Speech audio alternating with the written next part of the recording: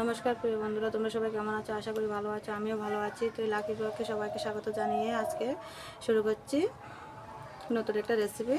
দেখো, আজকে নিয়ে এসেছি আপেল। আজকে আপেলের চাটনি করব।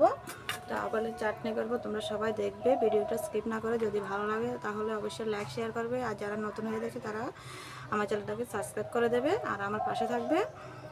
চলো আমি আপেলগুলো এখন কেটে নিই।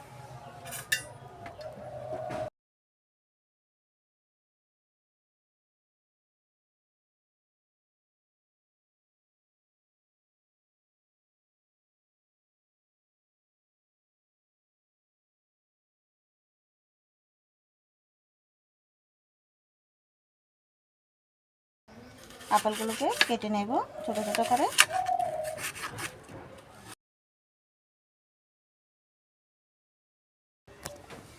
দেখো বন্ধুরা, আপেল আমি কেটে নিয়েছি। আর এখানে দেখো কাজু বাদাম কিশমিশ ধুয়ে নিয়েছি। উনুনে আগুন জ্বালিয়ে দিয়েছি, কড়াইও বসিয়ে দিয়েছি। তো কড়াইতে দিয়ে দেব জল।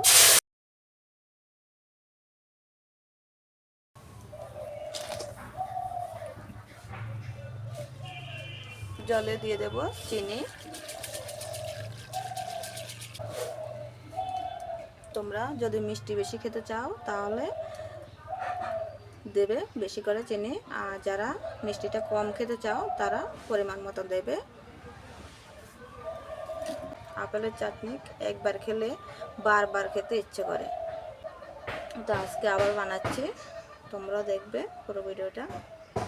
একদিন বাড়িতে আপেলের চাটনি বানিয়েছিলাম, বাবা খেয়ে বলছে এখন আবার আপেলের চাটনি বানানোর জন্য, তাই আজকে আপেলের চাটনি বানাচ্ছি। জলটা ফুটে উঠেছে, এবার আপেলগুলো দিয়ে দেব।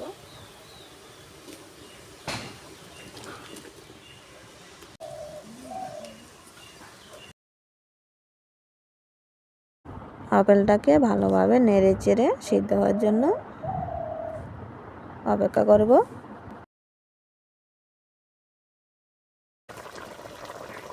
আপেলটা অর্ধেকটা সিদ্ধ হয়ে গেছে, এবার দিয়ে দেব কিশমিশ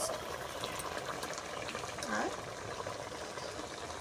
কাজু বাদাম। 10 মিনিট অপেক্ষা করব কিশমিশ কাজু বাদাম ভালোভাবে সিদ্ধ হওয়ার জন্য।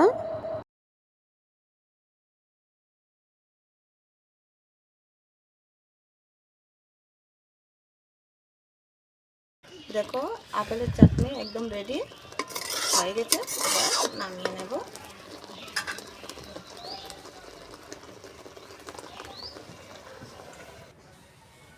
দেখো বন্ধুরা, আপেলের চাটনি হয়ে গেছে।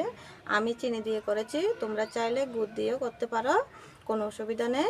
দুধও দিতে পারো, তাতেও কোনো অসুবিধা নেই।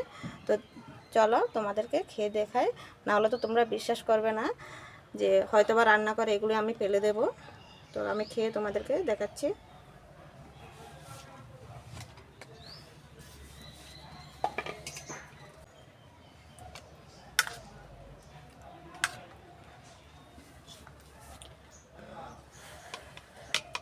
প্রচণ্ড গরম,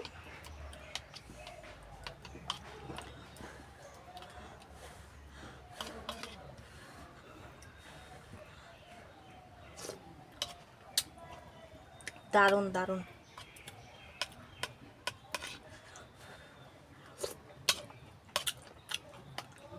কি বলবো, এমন টেস্ট হয়েছে বলার আর কিছুই নেই। তোমরা বাড়িতে এভাবে বানিয়ে দেখবে, খেতে দারুণ লাগবে, সবাই খাবে ভালোবেসে। একদিন বানাবে, দেখবে তো তোমার জন্য থাকবে না, সব খেয়ে নেবে।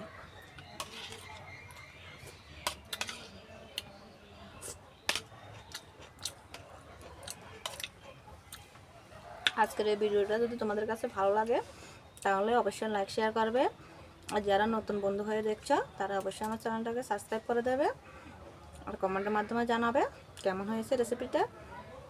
আজকে এই পর্যন্ত, দেখা হচ্ছে অন্য কোনো ভিডিওতে। ততক্ষণ সবাই ভালো থাকবে, সুস্থ থাকবে। নমস্কার।